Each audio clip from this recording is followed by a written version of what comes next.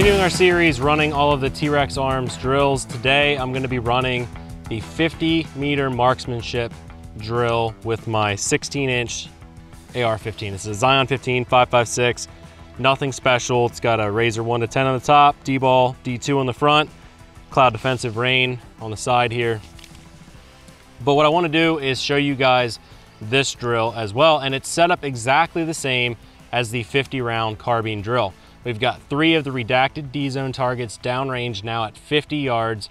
They are separated at 5 yards between all 3 targets. This is a very simple course of fire. I've got 1 fully loaded magazine. What the objective, based on what T.rex has said with this particular drill, is there are some time goals that we have for getting rounds as effectively onto the A zone as possible in an efficient amount of time. But also what this is doing is putting us at a distance where we're unable to immediately know where our hits are based solely off of seeing the paper. And if you track with me, what happens is when you're shooting paper or steel or any kind of target at closer distances, your brain can immediately see where that shot is landing. And there is a skill that is acquired over time with shot calling. And I'm going to be the first to admit I'm not the best at shot calling. It's not something I spend a ton of time doing. Kind of depends with the situation, what I'm doing, what kind of targets I'm shooting. It varies how well I can actually call my hits. So this is going to be a little bit interesting. So we're going to run this 3 different times, and from high ready, I'm just going to on the buzzer push out and put 5 rounds, with my objective being landing all 5 of those rounds in the A or C zones. If I'm pushing the speed, I would expect some would land in that C. Then we'll walk down range and calculate the hit factor. And we're going to calculate it kind of in a one-take fashion on the first run. The second and third run, we're kind of just going to zip through and then recap at the end. And the second drill that you run at this distance is 2 rounds into the head box. And Lucas said on that video, his objective is less than 3 seconds to get 2 rounds into the head box. And they consider the entire A and C zone the head box. So it is inside that head box if you are in that head completely, not just that A zone rectangle. So I'm gonna see how I do today. This is cold. I haven't practiced with this rifle at all today. So we're just gonna get right into it. Make sure that we're charged up. I'm gonna shoot first on the left target. And again, from high ready, push out. I'm gonna put 5 rounds on 1X onto that target as quickly as possible.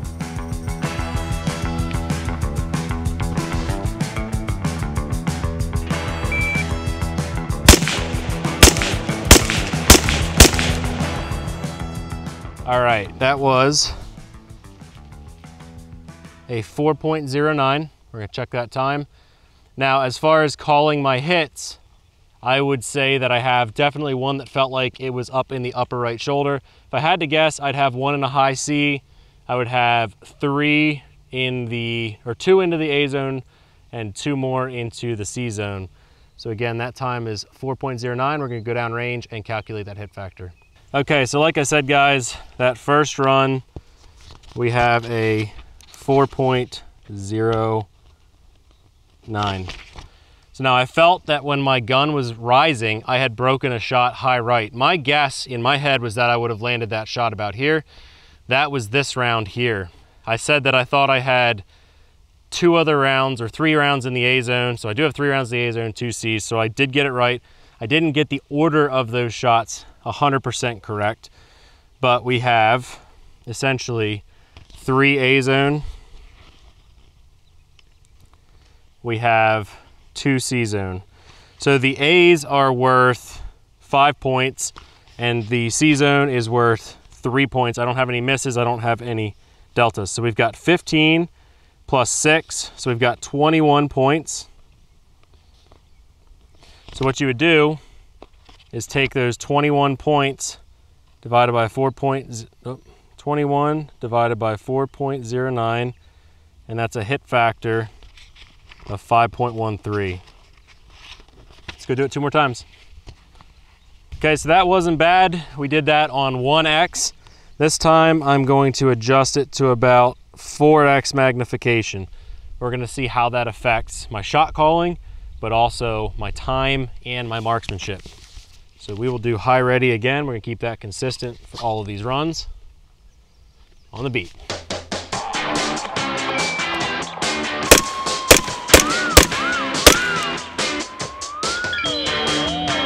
All right, what my guess is right here, for those 5, I was aiming low. I was compensating very low with my optics. So I would not be surprised if I have 2 or 3 in the C zone.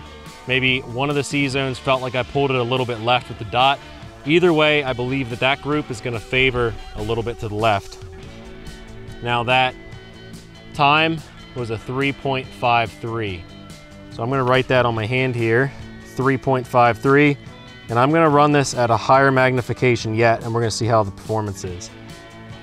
So 3.53 for the second run. All right, let's crank up that magnification a little bit. Now we're right around 8x. This is where you start to get into some of that eye box relief with certain LPVOs. All right, on the beat.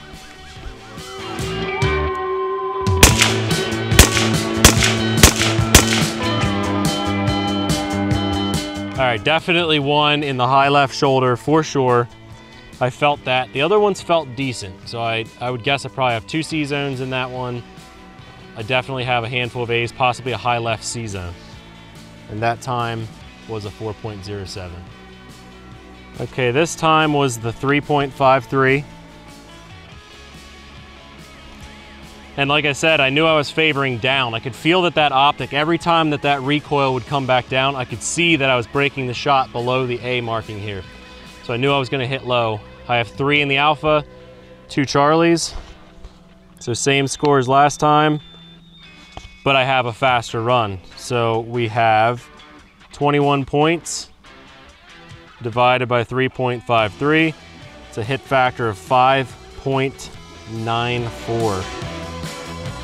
And then let's go check out this one.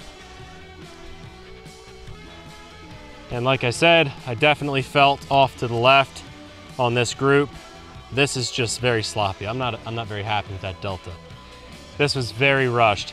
When I had that higher magnification fighting with that eye box relief, I definitely could tell that I wasn't driving that reticle back to where it needed to be. I was getting very sloppy with when I broke that trigger. Because as I'm driving that back down onto target, sometimes you're trying to anticipate where you're landing. You know that, hey, my gun's rising this way. When it comes back, I break the shot. But when you get really sloppy like this and your reticle's floating all over and you're not being consistent with your fundamentals, you end up with crappy groups like this. So I've got 1 delta, so that's where it's 0 points. I've got 6 points right there. 3, 6, 9 points plus 5. That would be 14 points on this run. So we have 1 Alpha, 3 Charlie, 1 D. So again, that would be 3, 6, 9 plus 5, 14 points. And you take 14 divided by 4.07 was the time. Hit factor of 3.43. So of all the runs, that second one at 3.53, I called my shots the closest on that run. I also got the highest hit factor. So now we're gonna go down range and do the head box. Okay, now the objective for this set of 3 drills, we're gonna, from high ready, on the beat, push out, and put 2 rounds into the head box. And I'm gonna start on 1x magnification like I did for that first drill. Make sure we got a round in the chamber, good to go.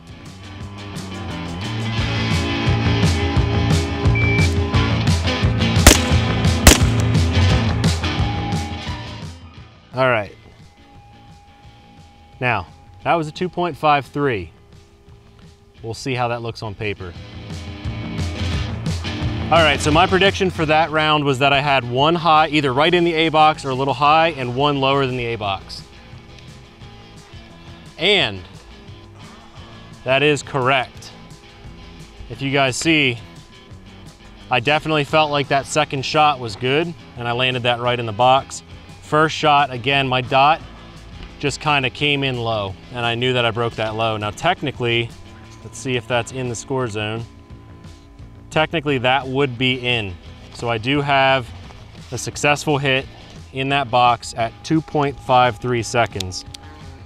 So we'll do 2.53 seconds, 1 Alpha, 1 Charlie. So that would equal 8 points. The hit factor on that particular drill is going to be 8 divided by 2.53. That's a 3.16 hit factor. Not bad. Let's go back and run it 2 more times. For the sake of consistency for this particular drill, I'm going to keep it on 1x magnification. You could run it on different magnification levels, and honestly, I would like to come back to a second run potentially at some other time and mess around with different magnification levels. But because I landed that in a score, a hit factor that I'm very happy with, I want to see if I can have consistency on the next 2 runs and have something similar to that performance. So we're gonna keep it on 1x magnification. Just make sure we're on 1x. All right, so from high ready, 2 rounds on the middle target in the head box.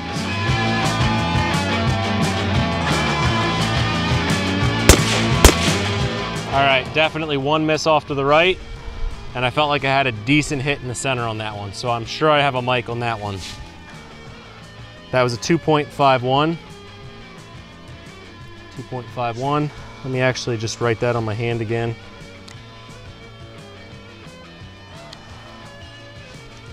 Let's do that one more time. Definitely rushed the trigger on that one.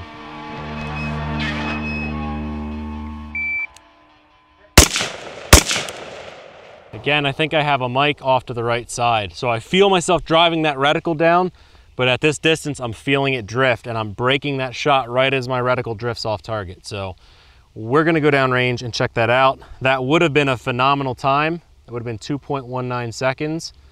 Again, my prediction is a miss on that one. Okay, so that second one is 2.51 seconds. And then we have 2.19 for the third. Let's go check those hits. Like I said, I'm expecting a miss on both of these. Did exactly what I thought. I nailed it. That's a Charlie, but I threw the other one off to the right side. Again, we're working that shot calling. So I'm gonna call that 1 Charlie, 1 miss. So that's not even worth calculating the hit factor, because that miss knocks 10 points off. That Charlie's only worth 3. We're not even gonna worry about that guy. Look at that.